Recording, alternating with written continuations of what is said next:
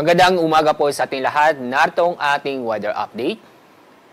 Ngayong araw, inaasahan pa rin natin na magiging maganda at maliwas na panahon sa buong bansa.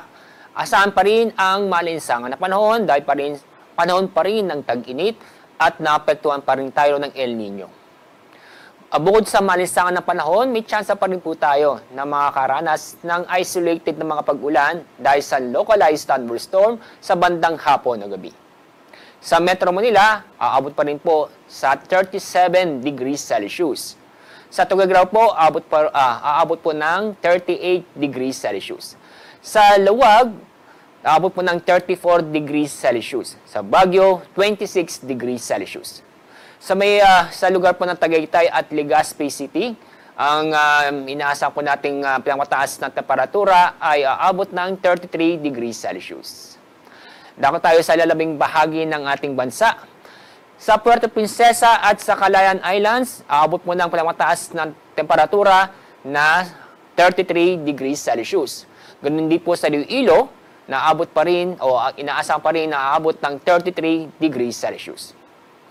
Dako tayo sa Zamboanga City. Mataas po ang temperatura matatala na aabot ng 35 degrees Celsius. Samantala sa Davao, bagyang mababa, nasa 34 degrees Celsius. Kasalukuyan po, itong easterlies po ang nakakapekto sa ating buong bansa. Yung pong ITCZ o yung Intertropical Convergence Zone, inyong makikita itong sanlinyang kaulapan sa may south ng Mindanao ay hindi po na umaabot sa ating bansa. Pero, pagdating po sa weekend, bahagya pong kikilos, pahilaga at maapektuhan itong southern part ng Mindanao. At kasalukuyan po, wala po tayong binabantayan na low pressure area o bagyo sa loob ng ating Philippine Area of Responsibility at ganoon din po sa may Dagat Pasipiko.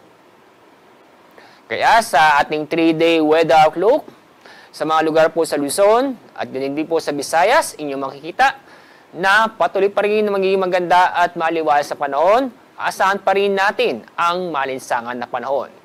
Sa Metro Manila, aabot mo ng 36 to 37 degrees Celsius. Sa Baguio, 26 to 27 degrees Celsius.